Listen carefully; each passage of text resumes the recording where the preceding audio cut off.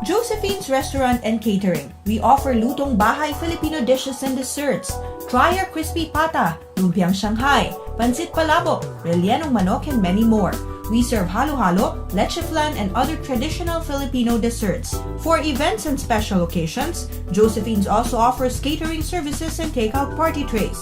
For authentic Filipino cuisine and true Pinoy taste, try Josephine's Restaurant and Catering, 2650 Main Street in Vancouver. On December 14, 2013, at Michael J. Fox Theater, please come watch us at the Vancouver Grand Finals of BalitangVancouver Season 6. See you there!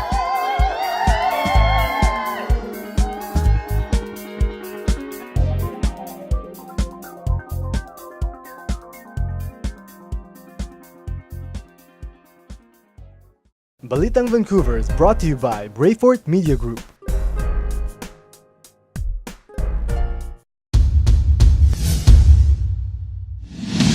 Hello mga kabayan! Narito na po ang isang linggo ng mga balita tungkol sa ating komunidad.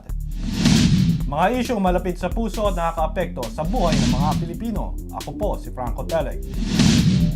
Boses at kwento ng mga Pinoy dito, kasama dyan ang latest entertainment news. Ako po si Manny Noah Labuel. Ito ang Balitang Vancouver.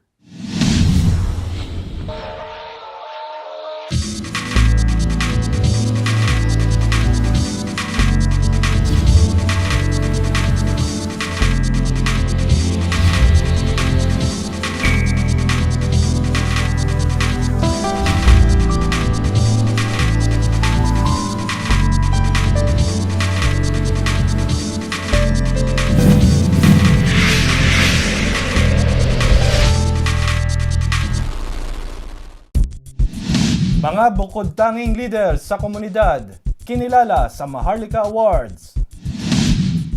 Premier Clark, MLA Elbor at Vancouver Multicultural Society sumuporta sa mga biktima ng superbagyong Haiyan. Sa Balitang Vancouver ngayon, patuloy na pagtulong para sa mga biktima ng superbagyong Haiyan. Komunidad mula sa Edmonton, nagkaisa. Pinoy's champ, Manny Pacquiao nagwagi laban kay Rios. Sa taunang Maharlika Awards, kinilala at binigyang parangal ang bukod-tanging serbisyo ng ating mga kababayang may malaking kontribusyon sa ating komunidad. Kilalanin natin sila sa report na ito. Sa ika-4 na taon ng Maharlika Awards, pinangunahan ng Filipino-Canadian Cultural and Heritage Society ang taunang parangal para sa mga kababayang may bukod-tanging serbisyo at malaking kontribusyon sa ating komunidad. Maharlika is a title of nobility. In the early days of Philippine history, to be called one commands to highest honor, respect, reverence of its country and its people. This is a title bestowed only to a datu or sultan of an entire clan, a highly recognized master of the people. Therefore, the title Maharlika is only for the select few, the best of the best, the leader of the people. So one can only think of what our recipient tonight have done, the accomplished to be worthy of such nobility. On behalf of the Filipino-Canadian Cultural Heritage Society of British Columbia, I congratulate all the recipients of this award tonight. We know that this recognition stands pale to what you have given to our community. Inalam namin ang reaksyon mula sa piling mga panauhin na may mabuting mensahe para sa ating komunidad. But I will say about Filipinos that they're really charming, delightful people to work with, and are a real fabric of our community here. And I know that there's a lot of very active Filipino immigration to Canada right now, and I think it's speaking for the government and speaking for people here in the Lower Mainland, we really welcome that. Well, we have in New Westminster a very large Filipino population, and it's growing every day. And we really work well with the Filipino community. They support us in many of our activities, multicultural activities especially. So I'm really happy to be here and representing the city and the mayor. At kinilala rin namin ng ilan sa mga kababayan natin na tumanggap ng parangal sa larangan ng leadership, culture, and arts. My work started since 1980s. And I've been in Canada since 1966, but I started my work as mostly humanitarian services actually in late 80s.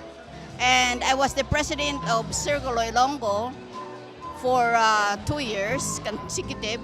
That's in 1994 and 1995. And that time our association is one of the most active association in British Columbia. It's really nice that our hard work and the things that we want to do for the community is being recognized. So it's really nice to have something to remind us that people see the things that we try to do. I've been with the community for since I came in Vancouver in 1982, and still the voluntary work that I did in the community. So with all the help of the community leaders and my participation, it is greatly appreciated of what the community and what I have done for the community. We have been producing, we have been directing quite a few shows. In fact, there were 3 big ones, like 2-hour cultural shows for seniors, for performers in the Vancouver area. And we also have a folk dance troupe, and they're performing all over the Lower Mainland. So. Ang karamihan po sa mga tulong pinansyal mula sa mga fundraising events ay para sa Canadian National Red Cross, kung kaya't alamin po natin mula sa Pilipinas ang rekonstruksyon at pagbangon ng ating mga kababayan. Patuloy ang mga suportang tulong pinansyal para sa Canadian National Red Cross na may layong rekonstruksyon para sa mga biktima ng Super Typhoon Haiyan. I am the head of emergency operation responsible for this operation towards the affected people of Typhoon Haiyan. And can you tell us what has happened? Yes, this village has approximately 500 families. They have all been affected by the typhoon. They are mainly wage laborers working in the sugarcane, and all the sugarcane has been destroyed, so they have lost all their livelihood. This is why we are making a blanket distribution of repair kits for their houses so that they can make makeshift repairs of their houses, but also some hygiene and family kits with some basic items. As we are making intervention within especially health, there are a lot of health facilities that are totally destroyed, including the little health post here next door. And in a lot of places there's no electricity and no water and sanitation. So we are putting in mass sanitation and water distribution units and basic healthcare units as well. Naitayo at operational na rin ang Red Cross Hospital na tumanggap ng may tinatayang aabot sa halos 100,000 mga pasyente para sa surgery, medicine, maternal, childcare at outpatient services. Sa bagong updates ng mga biktima ng super bagyong Haiyan, umabot ng higit 4,000 ang kumpirmadong patay at halos 20,000 ang sugatan at 2,000 nawawala.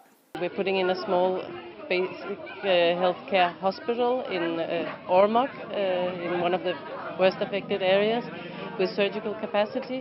And up here, a little bit north of here, we're putting in a basic healthcare unit as well. Patuloy ang pagsuporta mula sa United Nations at mga bansa para sa mga biktima ng bagyo na pinangunahan ng Australia, China, United Nations, UK, US at Canada, habang patuloy pa rin ang panawagan at kampanyang tulong na kakailanganin sa mga proyektong reconstruction at rehabilitation sa apektadong mga lugar. It is really important that people support the Red Cross appeal because up in the northern and the most affected areas, people have lost everything. The destruction is massive.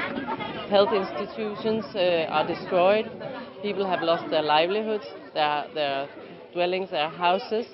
There's no electricity, there's no water, there's no food. So it's everything.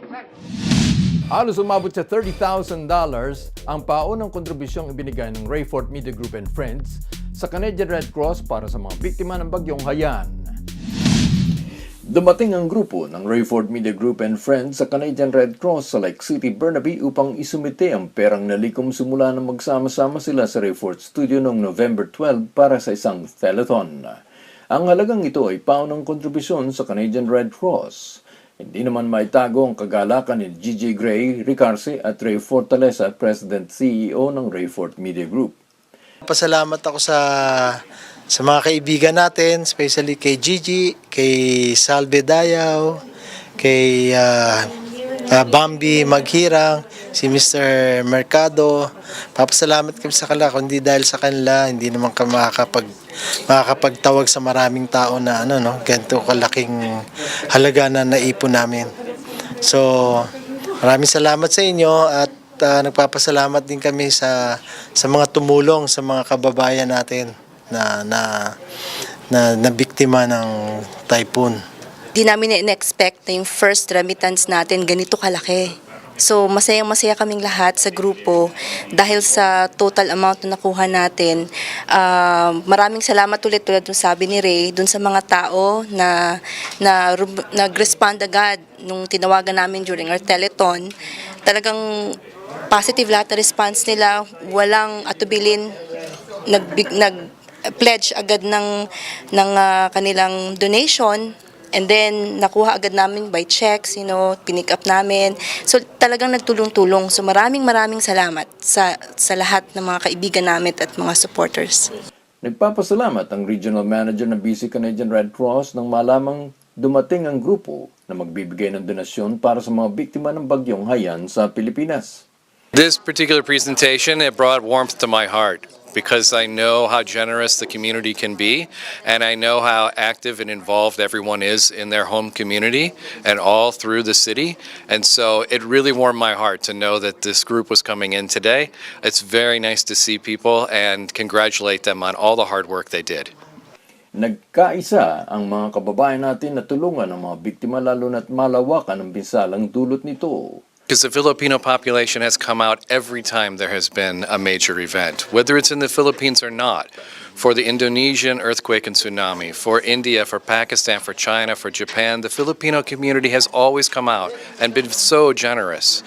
And so this time, when it's happening back home, I had no doubt that the Filipino population would come together. And what's wonderful is that all the people the Filipino population have helped in the past are also coming out. People from the Pakistani and Indian populations, the Chinese populations, the Japanese, everyone is coming out now because now it's the Philippines that needs help. Idinagdag ng Regional Manager ng CRC na ang perang nalikom ay siguradong makakarating sa mga taong naapektuhan ng bagyong Yolanda. The Canadian Red Cross has a relationship established with the Philippine Red Cross. Contributions made to the Canadian Red Cross will be deposited into an account that's specifically restricted to use for the relief of Typhoon Haiyan or Yolanda. These will be transferred to the Philippine Red Cross specifically for those purposes. The Philippine Red Cross, in turn, will be reporting back to the Canadian Red Cross about exactly where the funds were spent and how.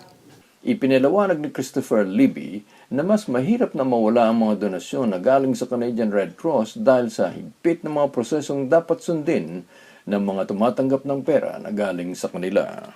You're subject to an audit process that runs from the Canadian Red Cross into the Federation of Red Cross, which are the group of all the Red Cross in the world, and through the Philippine Red Cross. It's very difficult to have a transaction that can't be accounted for because the money won't be released out of the fund to pay for it unless it can be documented. Mula sa Philippine Consulate, alamin po natin ang tulong galing sa ating mga kababayan sa Edmonton, pati na rin ang mga pamilyang apektado ng trahedyang hatid ng Super Bagyong Haiyan. Habang sa buong Canada ay abala naman ang ating komunidad sa mga proyektong fundraising, inalam namin mula sa Consul General ang mga initiatives mula sa Edmonton. I was there last week, and I spoke to the Deputy Premier last Thursday. And he told me during that time that the Alberta government is going to make a contribution. They're also going to match the contributions from the Albertans. During that time, he told me to keep it for myself. It's $500,000. So, and the good news is that they announced it officially yesterday, that they are going to match the donations coming from Albertans up to $500,000. So $500,000. That's a huge amount, you know. And before, during that time, while I was there, I have met with a group of Filipino communities there. I have met with about 170 members and leaders of the Filipino community. And they are organizing now a fundraising, actually this Sunday. And hopefully they're going to come up. When I was there, I spoke to one company. He already committed to give $25,000. This is just one. So I am sure that there will be others to follow, and the big day will be this coming Sunday.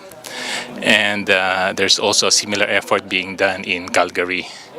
Sa pagbisita ng Consul General sa Edmonton ay maraming detalye ng trahedya ang nalaman kung saan suporta mula sa mga kababayan ay lalo pang kinakailangan.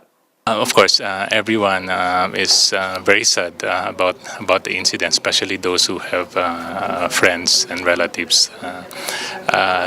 Marami tayong kababayan doon na may kakilala who were affected. In fact, there was one person there na namatay yung kanyang parents, yung asawa niya, tsaka mga anak. And in fact, pabalik siya this week to mourn. And another story I have heard, but of course this is not confirmed, but I heard this from our friends from Calgary because they came over to Edmonton to see me. There was one person though who lost 41 members of his family. So we have many of these very sad stories and tragedies. So, but the positive thing, of course, is nandun yung mga kababayan natin pouring out their love and support and really giving and supporting these efforts to help our kababayans affected. Patuloy naman ang mga samot-saring fundraising initiatives mula sa ating komunidad sa layong magkalap ng tulong pinansyal na tatapatan ng federal at provincial governments at magtatapos nitong December 9 para sa Canadian National Red Cross. Halo-halo doon, meron doon mga dinner na ina-arrange na lunch, tapos meron ding calls on the telephone, teleton, and direct contacts with the companies and business establishments. I met with the budding Filipino Chamber of Commerce in Edmonton. Hindi pa sila formally organized, but they have initially started, and they are doing the business community members contacting everyone. So yeah, the prospect is very good, especially now with the support coming from the Alberta government, very generous support. Sa Our Lady of Good Counsel sa Suri, dumalo sa Premier Christy Clark sa misa na alay para sa mga biktima ng Bagyong Haiyan. Dumalo si Premier Christy Clark sa Our Lady of Good Counsel sa Suri sa misang alay sa mga biktima dulot ng Bagyong Haiyan. Sa misang ito, pinahalagahan ni Father Mario ang pangangalaga sa kalikasan at pagkakaisa sa kabila ng trahedya. I was heartbroken. As you know, I visited the Philippines. I'm the only premier in British Columbia to ever visit Manila and the country. Beautiful country, incredible people. To see the devastation was nothing short of heartbreaking. And to know that there are so many Canadians who haven't been able to contact family, who have lost loved ones, it has touched us all very, very deeply. At sa eksklusibong panayam ng Balitang Vancouver, sinabi ni Premier Clark na hanggang halagang $300,000 ang tatapatan ng kanyang gobyerno na idodonate sa Canadian Red Cross. Nagpahayag din si Premier ng pakikiramay at suporta sa ating komunidad. Nagpasalamat rin ang ating mga kababayan sa pagdalo ng Premier.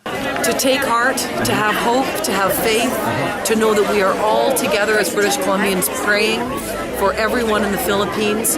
We want to do everything we can to help, and we know that people will, if they keep faith and keep hope, we can help. And as Father Mario said today, we are better because we have a chance to give back and we have a chance to help. And so we all want to make sure that we help, and I hope everyone takes heart. So, in light of the $300,000 that the government is giving to to the typhoon victims. Yes. Where do you channel that? Well, it will go to the Red Cross, all of it. And we've worked with the Red Cross in the past. They're very quick in supporting people on the ground. I know that today at church, we could donate directly to money that will go today, and also money that will go to the Red Cross and through the relief organizations. So our money will match all money that's given to the Red Cross in British Columbia. We want to make sure that people have housing and food and clean water as quickly as humanly possible. We need to save those lives. We need to be on the ground right away. This is a terrible, terrible tragedy. Sa ibang balita naman, pinangunahan ni MLA Mabel Elmore ang fundraising dinner sa Wet Bar Restaurant sa Granville Island. Narito ang report. Sa imbitasyon ni Julius Legaspina, head chef ng Wet Bar and Grill Restaurant, pinangunahan ni MLA Mabel Elmore ang fundraising dinner sa Vancouver nitong linggo. I think it's a great initiative. I'm working to promote it. They're hoping it's going to spread far and wide, and it's one of the many community events that we're seeing across British Columbia, around the world.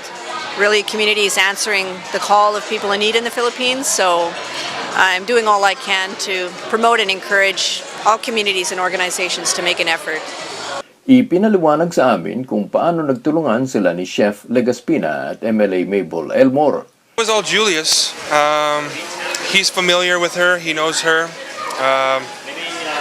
and he thought that, you know, the political side of things, that sort of angle, she has her people, she has press, she has a position in the community of importance, and so why not have her be involved, you know?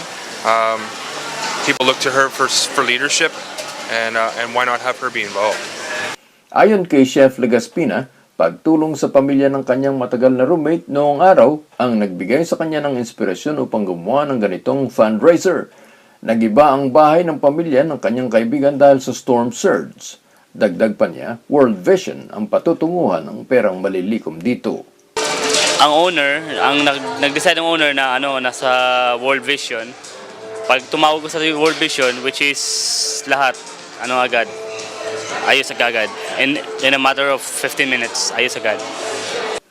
Maging mga empleyado ng restaurant ay nag-volunteer sa gabi ng fundraiser para sa mga biktima ng bagyong Haiyan.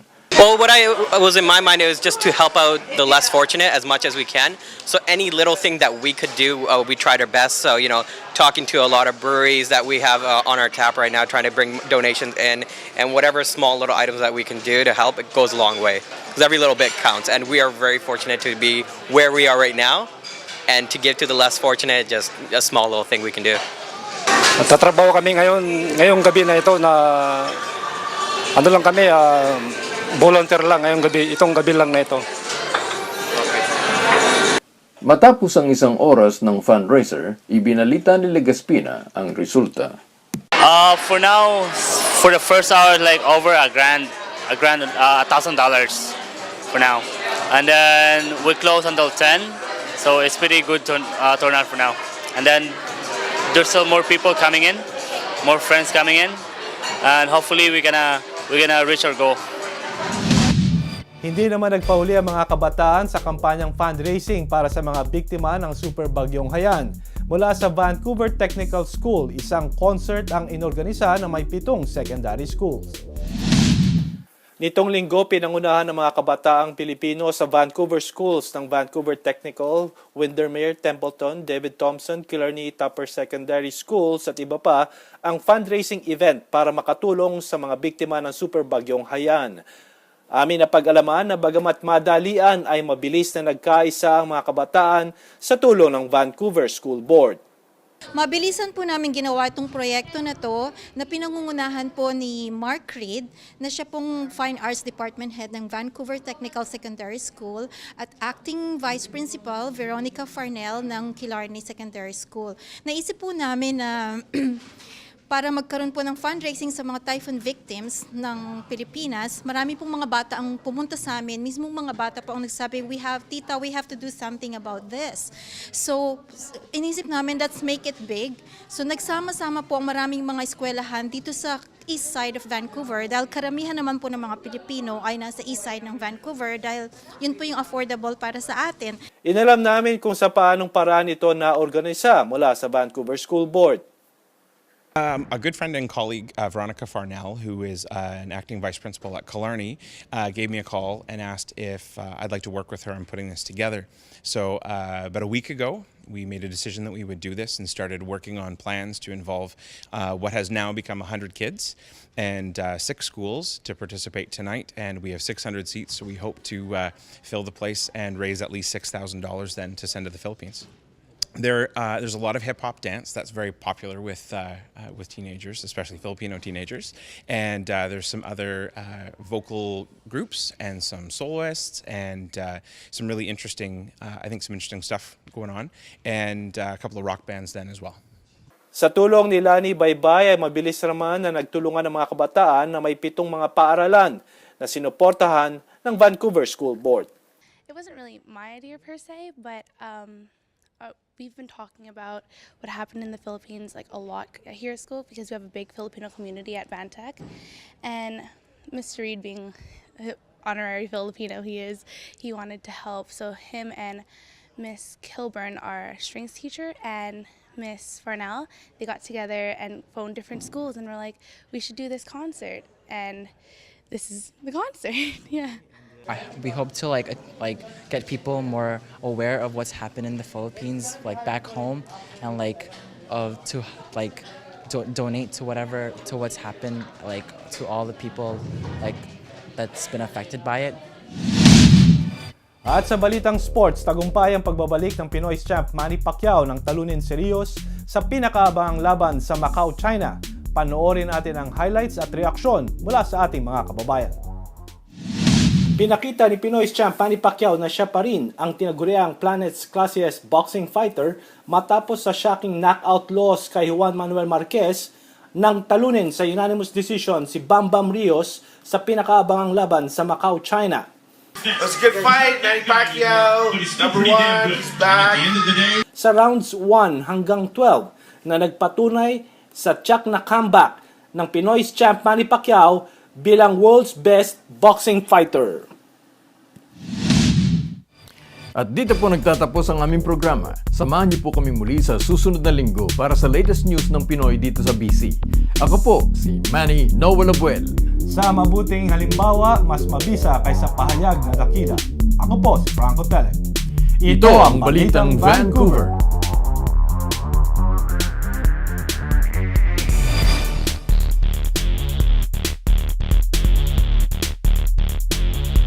Josephine's Restaurant and Catering. We offer lutong bahay Filipino dishes and desserts. Try our crispy pata, lumpiang Shanghai, pancit palabok, rellenong manok, and many more. We serve halo-halo, leche flan, and other traditional Filipino desserts. For events and special occasions, Josephine's also offers catering services and takeout party trays. For authentic Filipino cuisine and true Pinoy taste, try Josephine's Restaurant and Catering, 2650 Main Street in Vancouver. On December 14, 2013, at Michael